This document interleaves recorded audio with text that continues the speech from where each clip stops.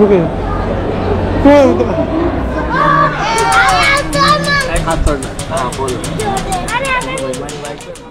Good morning. Good morning.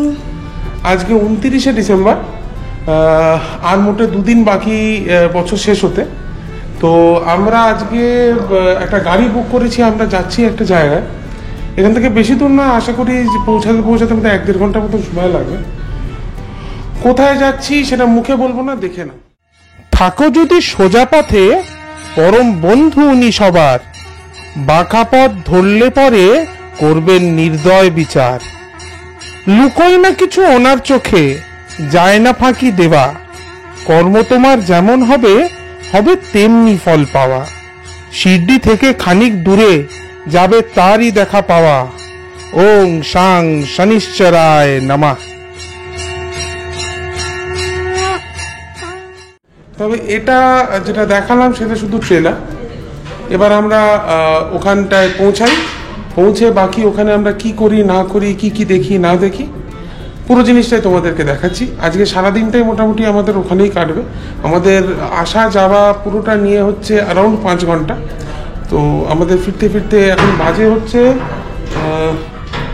Just 2 minute বাকি। 2 minute আগেই good morning বলেছি, 2 মিনিট হলেই 12টা বাজবে। তো মানে ব্যাপারটা হচ্ছে আমাদের ফিরতে 5টা। শিরডি তোমাদের কেমন লাগলো তোমরা নিশ্চয়ই কমেন্ট করে জানো।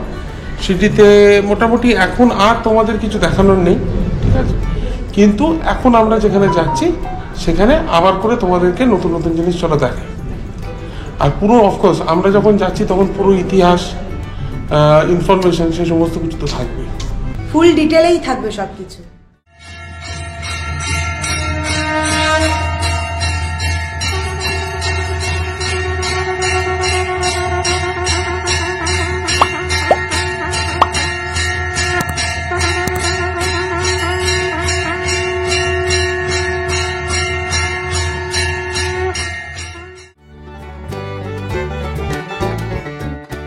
প্রথমে আগের এপিসোডের একটা রিক্যাপ দেখিয়ে নিই।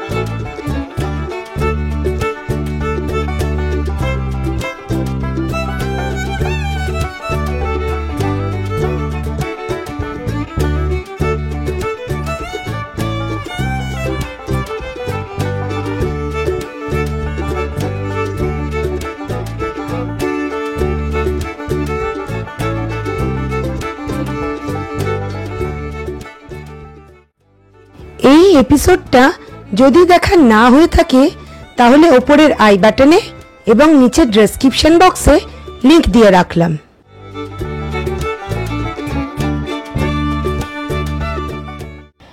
আমরা কোথায় যাচ্ছি তা আশা করি এতক্ষণে তোমরা জেনে গেছো। সিঙ্গাপুর যাওয়ার পথে আমরা আবার পার করলাম বাবার মন্দিরে যাওয়ার রাস্তা।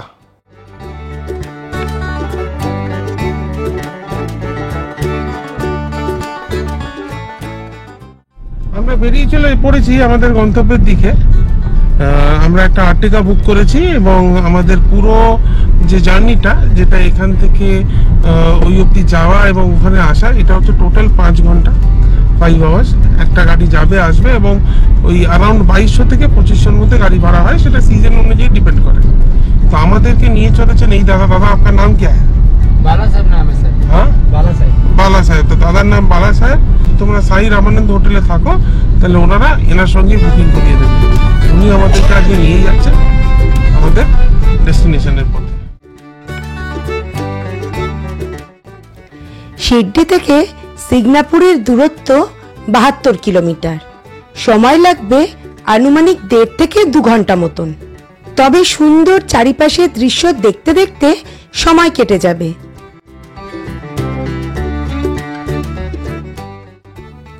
চলতে চলতে দেখতে পেলাম গরুর গাড়ি বোঝাই করে আখ নিয়ে যাচ্ছে। এই সময় এইসব দিকে খুব আখের উৎপাদন হয়।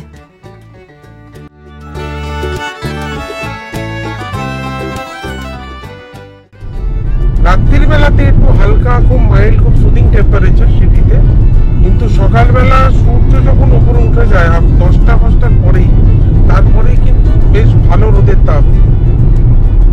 মানে এই সময় কিন্তু এখন আমরা যে যাচ্ছি এই সময় কিন্তু মানে বেশ বাইরে বেশ ভালো তাপ আছে, গাড়ির মধ্যে এসি চলছে, কিন্তু এসি খুব আস্তে ঠান্ডা করছে, মানে বাইরে বেশ মানে যেটাকে আমরা বলি বেশ গরম আর কি বাইরে। ডিসেম্বরের 29 তারিখ হলেও সূর্যের প্রচন্ড তাপ ছিল, আর ছিল বেশ মারাত্মক গরম। অনেকটা রাস্তা আসার পরে আমাদের প্রত্যেকেরই খুব তেষ্টা পেল। আমাদের এই ইচ্ছের কথা ড্রাইভার সাহেবকে জানাতে উনি আমাদের নিয়ে গেলেন এক দারুণ জায়গায়।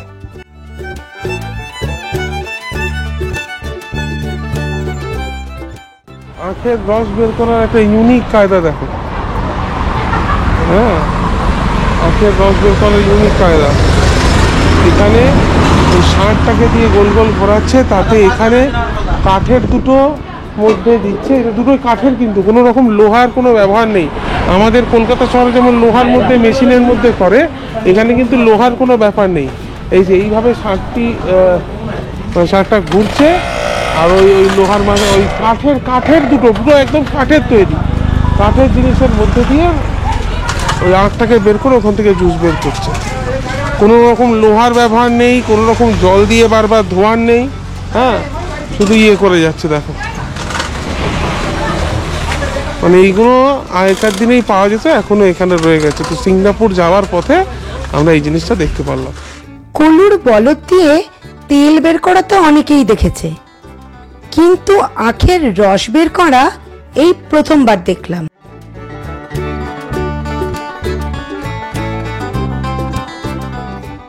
मतलब विदाउट केमिकल, मतलब इसका खेती जब कर दे तब खेती को पूरे साल भर फर्टिलाइजर यूज कर दे, लेकिन ये बना सब में विदाउट केमिकल बना। अच्छा, इस खेती को पूरे साल भर, ये ऑर्गेनिक है, इस खेती को पूरे साल भर कोई भी फर्टिलाइजर यूज नहीं करते, अच्छा, सिर्फ अपना गोबर से और पत्ते से खेती करते हैं, और बनत सब में भी पूरा ऑर्गेनिक बना दे। ये 100 रुपये का है, ये भी 100 रुपये का है, ये 1 kg का है, ये ½ kg का है। 1 kg 100 रुपये। अच्छा, और ये इसमें अदरक और इलायची का भी है। अच्छा, अदरक, जिंजर और इलायची इलायची। मिक्स्ड है, और ये येलो वाला प्लेन है, प्लेन है, और ये वाला ये वाला अपना प्लेन Plain। आएगा। और इसमें जैगरी पाउडर भी है, जिनको शुगर है, जहाँ पे अच्छा, शक्कर अच्छा, अच्छा, अच्छा, किधर भी। और इसमें से एक ये ऑर्गेनिक भी मिलता है, ये 1 किलो वाले में इसमें। अच्छा, अच्छा, और 1 kg में पाउडर भी है। আচ্ছা। সব অর্গানিক আর ন্যাচারাল ওয়েতে গুড় তৈরি হয় আখ থেকে, সেইটারই ডেফিনেশন দাদা দিল। আমরা এখন আখের রসটা হাতে নিয়েছি, ये এটা সিপ मामा মেরে দিই। सर जी, ये एमपी के सीएम हर साल आते हैं हमारे घर। अच्छा, मेरे पापा के फ्रेंड है, अच्छा। 2 दिन में आने वाले हैं। 1 अच्छा। जनवरी को शाम 4 बजे इधर रहते हैं। আচ্ছা, আচ্ছা, আচ্ছা, मेरे पापा के जन्मदिन पे आते हो, अच्छा, अच्छा। इसलिए मामा नाम रखा है हमने। আচ্ছা।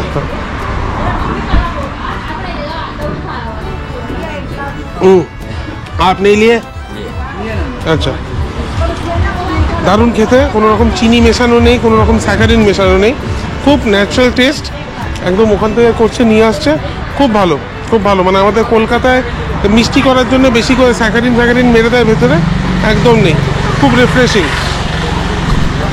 আর গুড়ের ডেফিনেশন তো দিলাম, 100 টাকা কিলো। অর্গানিক নাও কি ন্যাচারালভাবে নাও, কোনো রকম কেমিক্যাল কিছু নেই। প্লাস এখানে ডিফারেন্ট টাইপের পাঁপড় পাওয়া যায়। এটা আমাদের সিঙ্গাপুর যাওয়ার পথেই এই দাদার। ইয়ে লোকেশন কোন সা দাদা? ये शनि सिंगापुर रोड, राउरी शनि सिंगापुर रोड। আচ্ছা, রাউরি সেনি সিঙ্গাপুর রোডের সামনেই এই দাদার। এখানে দেখবে, এখানে পোস্টারটাও আমি দেখিয়ে দিচ্ছি, পোস্টারে মামা লেখা আছে। এখানে এসে তোমরা পেতে পারো এই জিনিসগুলো, দারুণ দুর্দান্ত সব জিনিস। আমরা এখান থেকে আখের রস খেলাম এবং বেশ কিছুটা গুড় কিনলাম, কেন অর্গানিক গুড়, আখেরই গুড়। আমরা যদিও কলকাতায় আখের গুড় পাই, কিন্তু এখান থেকে অর্গানিক। কেন প্রত্যেকে আমার পেছনে যারা বসে আছে তাদের মধ্যে 2 জন অলরেডি সুগার পেশেন্ট। তো ওই যে গুঁড়ো যে গুড়টা আছে ওটা চায়ের সঙ্গে মিশিয়ে খেলে সুগারের প্রবলেমটা হবে না। প্লাস এগুলো অর্গানিক, কোনো রকম কোনো কেমিক্যাল নেই। ও তো তোমাদেরকে পুরো ডেসক্রিপশনটাই বললাম, তো দেখালাম। চলো এবার বাকি আর আমাদের হয়তো মিনিট 10-15 মিনিট বাকি, 10 মিনিট। আর 10 মিনিটের মধ্যে আমরা মন্দিরে ঢুকে যাব, তারপর দেখি ওখানে গিয়ে কি হয়।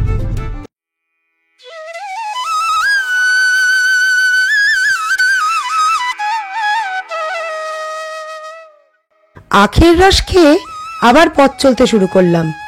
পার করলাম শনি মহারাজের দুয়ার।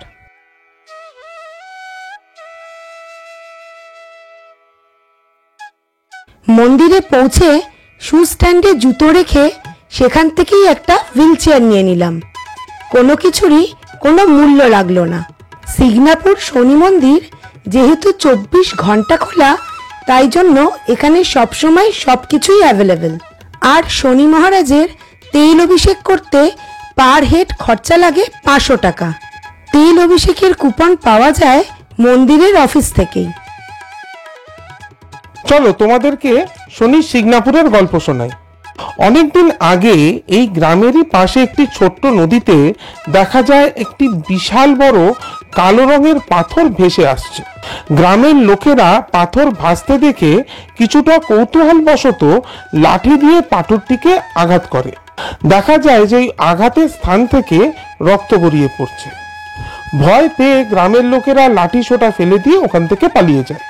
সেই রাতে ওই গ্রামের মোড়লের স্বপ্নে শনি মহারাজ দেখা দিয়ে বলেন যে উনি স্বয়ম্ভু ওই পাথর রূপে ওইখানে এসছেন এবং ওনাকে যেন তুলে আনা হয়।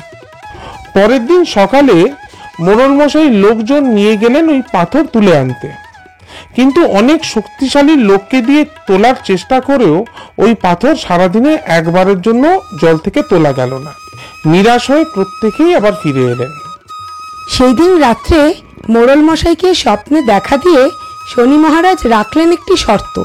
তাকে জল থেকে তুলে আনতে পারবে তারাই যারা সম্পর্কে মামা ভাগ্নে। কেন যে উনি এই শর্ত রেখেছিলেন তা আজ পর্যন্ত কেউ জানে না। পরের দিন সারা গ্রাম খুঁজে দুজনকে পাওয়া গেল যারা সম্পর্কে মামা ভাগ্নে। এই দুজন যখন পাথর তুলতে গেল তখন সবাইকে অবাক করে সেই পাথর খুব সহজেই জল থেকে উঠে এলো এবং তার জন্য নির্ধারিত স্থানে স্থাপন হয়ে গেল। শনি মহারাজ গ্রামবাসীর কাছে আরেকটি শর্ত রেখেছিলেন। সেই শর্ত অনুযায়ী ওনাকে রাখার জন্য বেদি নির্মাণ হয়েছে তো ঠিক আছে, কিন্তু এই বেদিতে কোনো রকম কোনো আড়ম্বর উনি পছন্দ করবেন না।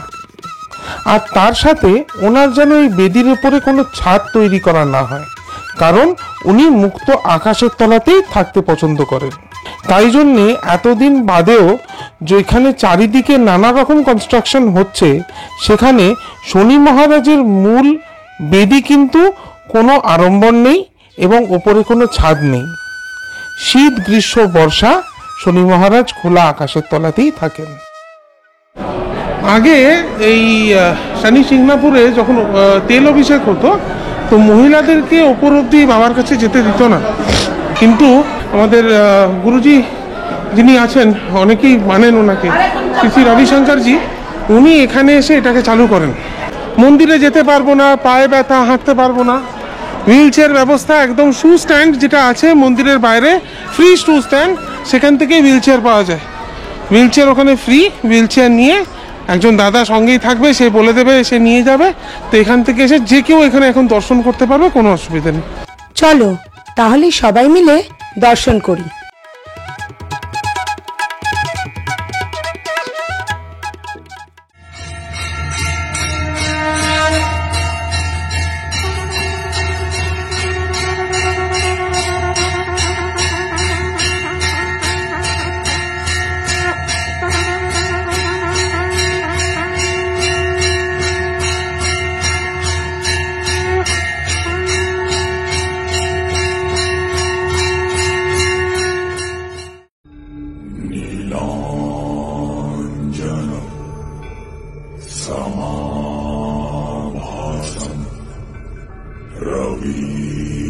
रविपुत्रम् यमाग्रजम्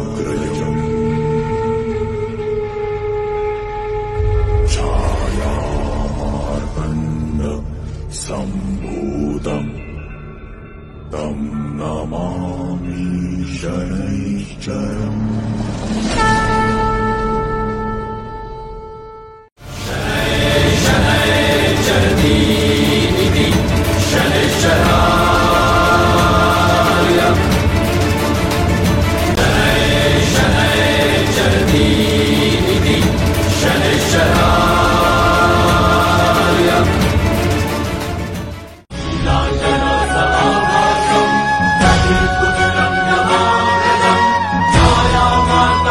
Sambo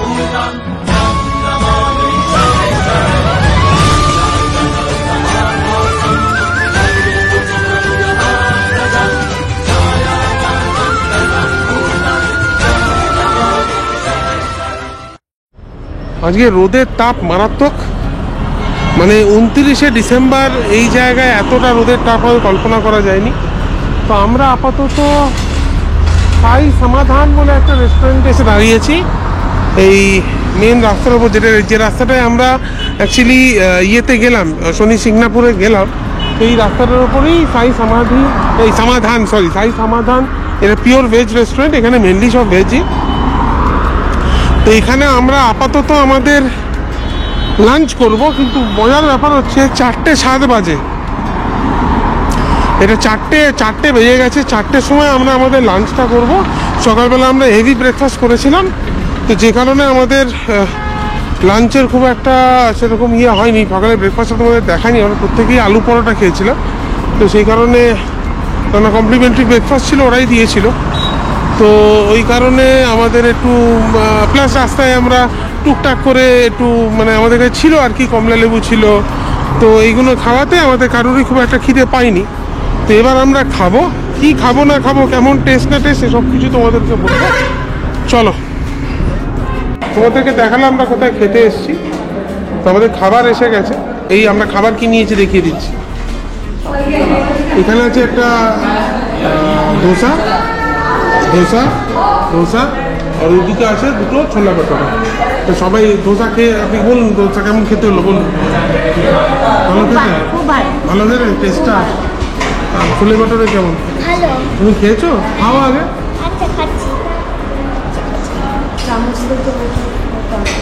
ভালো করে কেমন ধোসা কেমন, কেমন? ভালো টেস্ট, ভালো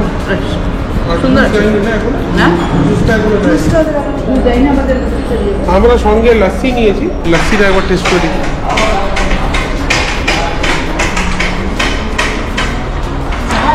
খুব ঠিক লস্যি, ভালো টেস্ট, মিষ্টি। আপাতত চলো, সকাল থেকে মোটামুটি খেতে, এখন মোটামুটি সবার খিদে পেয়েছে, আমরা খেয়ে নিই, এরপরে আমরা যাব হোটেলের দিকে। খাওয়া দাওয়া সেরে যখন বেরোলাম তখন দেখলাম সূর্যদেব বিদায় জানাচ্ছেন।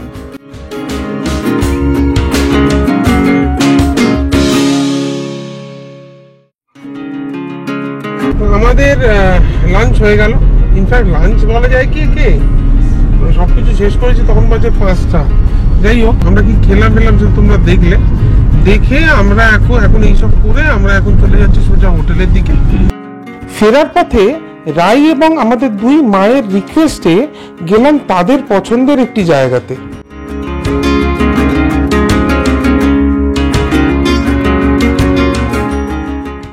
মহারাষ্ট্রের বিখ্যাত হচ্ছে পৈঠানি শাড়ি, তো আমার পিছনে হচ্ছে সিল্ক বাজার, আমি দোকানটা দেখাচ্ছি। পৈঠানি শাড়ি দেখার জন্য সবাই এসছে, তো এই ব্যাপারে তো আমার জ্ঞান খুব কম, তো যার জ্ঞান বেশি সে তোমাদেরকে এই শাড়ি দেখাবে, এখানে আমি আর কেউ নই। তো চলো দেখতে থাকো, চলো।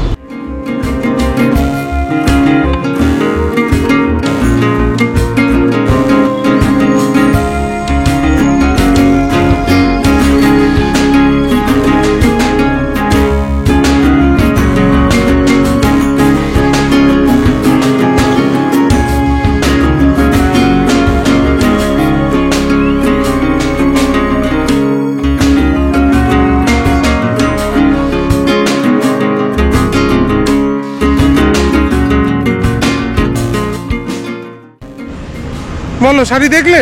শাড়ি তো দেখলাম, পছন্দ হলো? পছন্দ হলো না। কেন? এক তো হচ্ছে বাজেটের বাইরে, আমার বাজেট যা ছিল তার বাইরে। সেকেন্ডলি হচ্ছে কালার কম্বিনেশন খুব একটা ভালো লাগেনি, আর মেটেরিয়াল মানে যা দাম বলছে সেই অনুযায়ী মেটেরিয়ালও মানে ঠিক লাগলো না। মেটেরিয়ালটা মানে যেটা বলছে এটা সিল্ক, 13,000-এর ওপরে দাম বলছে, সেটা হাত দিয়ে মনে হলো সিনথেটিক, মানে খুব একটা। 13,000-14,000 টাকা এক একটা শাড়ির দাম? হ্যাঁ সে ঠিক বুঝলাম, বাট মেটেরিয়ালটা ঠিক না হলে। একটা কথা বলবো, ভাগ্যিস আমি ভেতরে ঢুকিনি। থ্যাংক ইউ, চলো ঠিক আছে। তাহলে তোমাদেরকে পৈঠানিক শাড়ির দোকান দেখালাম, কিছু শাড়ি তোমাদেরকে দেখিয়েও দিলাম, প্লাস তোমাদেরকে দাম বলে দিচ্ছি। এরকম জায়গায় রেঞ্জ শুরু হচ্ছে অ্যারাউন্ড 12-13 টাকা থেকে, আর বাকিটা তো আমি যদিও এই মেটেরিয়াল কি না কি আমি বুঝি না, সেই জন্য এই ভিডিও আমি করিনি। তো বাকিগুলো তো তোমাদেরকে রাই বলেই দিল যে ওটা কত কি কি জিনিস হচ্ছে না হচ্ছে। তো সেই অনুপাতে তোমরা এখানে এলে বা মহারাষ্ট্রের কোথাও গেলে যদি সেভাবে তোমাদের পায়খানি পছন্দ হয় তাহলে বা দেখার ইচ্ছা হয় তো তোমরা দেখতেই পারো।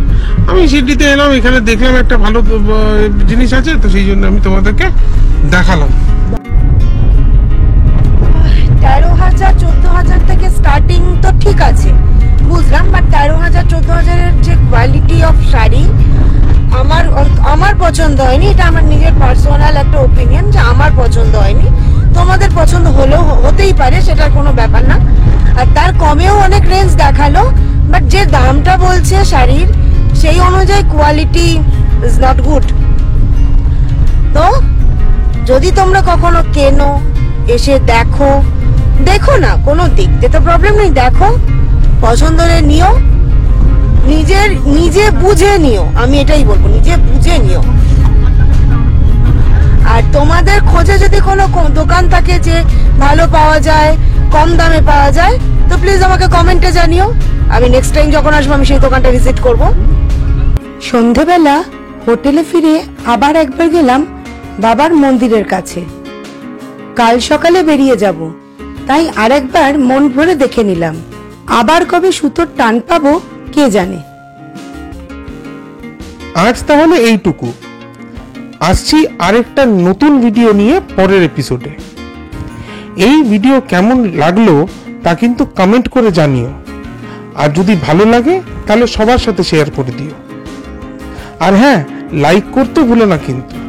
আমাদের চ্যানেলটা যদি এখনো পর্যন্ত সাবস্ক্রাইব করা না হয়ে থাকে তাহলে প্লিজ সাবস্ক্রাইব করে দাও আর আমাদেরকে এগিয়ে যেতে সাহায্য করো। টাটা, ওম সাইরাম।